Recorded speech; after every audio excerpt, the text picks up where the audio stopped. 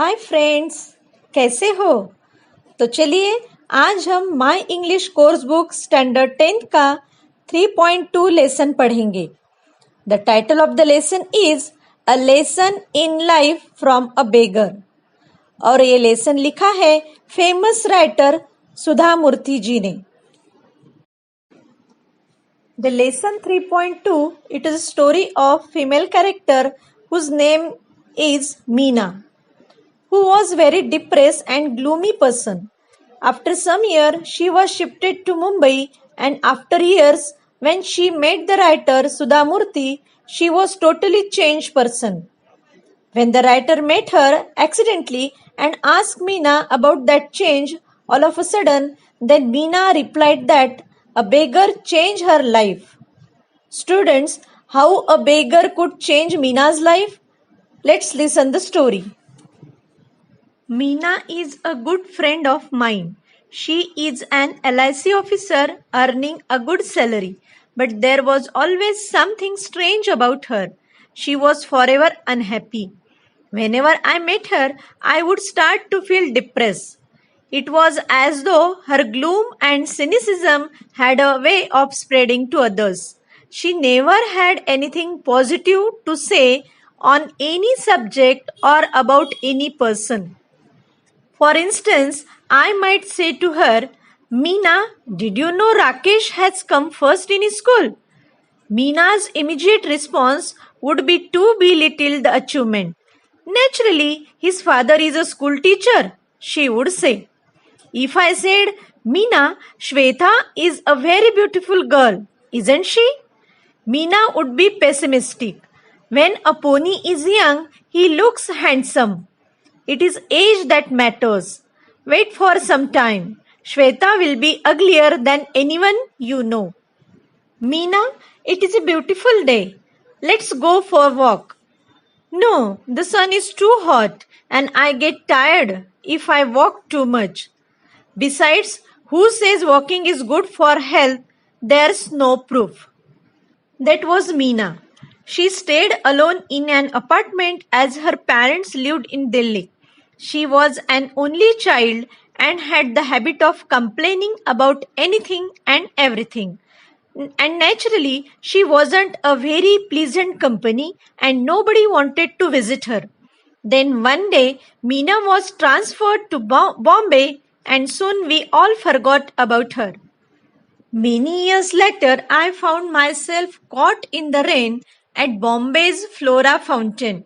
It was pouring and I didn't have an umbrella. I was standing near Akbarella's, a popular department store, waiting for the rain to subside. Suddenly, I spotted Meena. My first reaction was to run. Even in that pouring rain, I was anxious to avoid being seen by her, having to listen to her never ending complaints. However, I couldn't escape. She had already seen me and caught hold of my hand warmly. What's more, she was very cheerful. Hey, I am really excited. It's nice to meet old friends. What are you doing here? I explained that I was in Bombay on an official work. Then stay with me tonight, she said. Let's chat.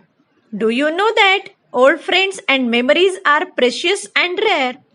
I couldn't believe it. Was this really Meena? I pinched myself hard to be sure it wasn't a dream. But Meena was really standing there, right in front of me, squeezing my hand, smiling, and yes, she did look happy. In the 3 years she had been in Bangalore, I had never once seen her smiling like that.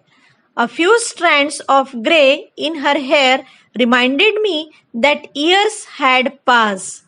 There were a few wrinkles in her face, but the truth was that she looked more attractive than ever before.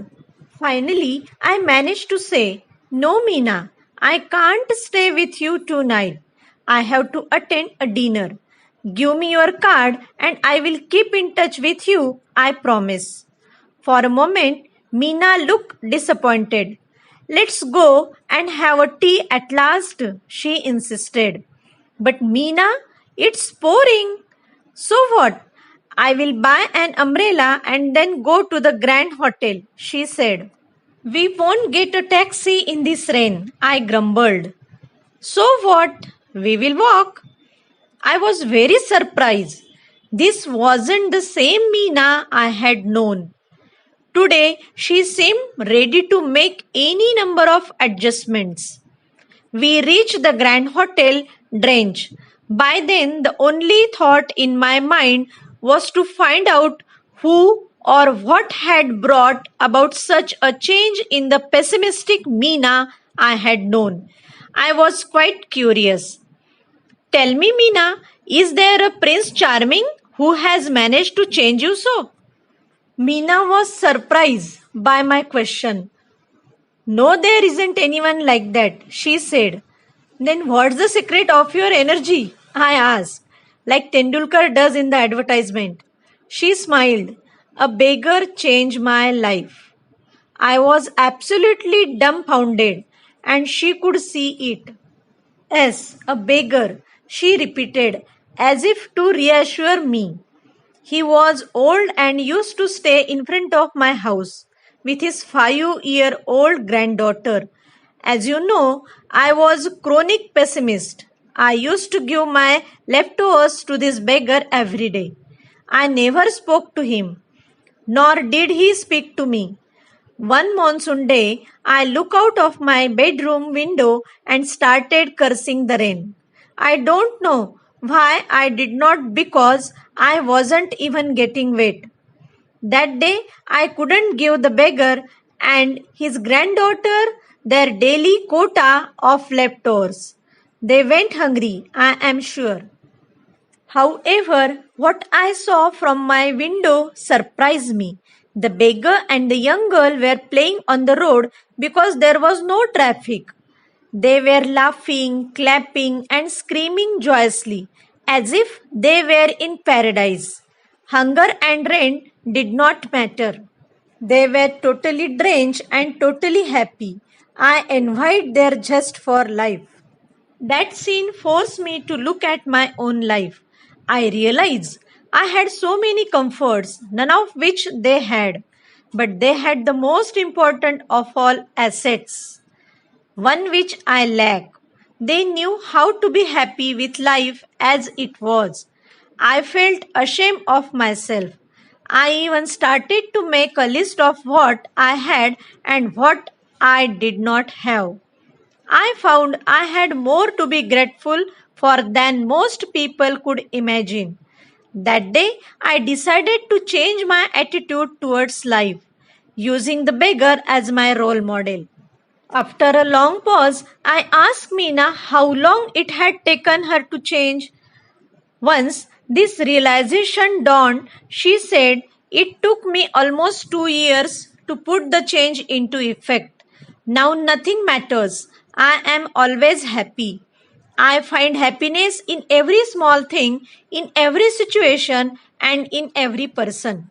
Did you give any Guru Dakshina to your Guru? I asked. No, unfortunately, by the time I understood things, he was dead.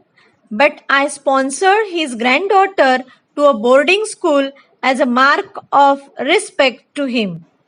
So, children, what is the moral of the story? What we have to do? We should find happiness in every small thing, in every situation, and in every person. Don't complain about your situation. And we should know how to be happy with life as it is. Friends, don't be pessimistic. We should always be optimistic, means we have to live our life with positive attitude.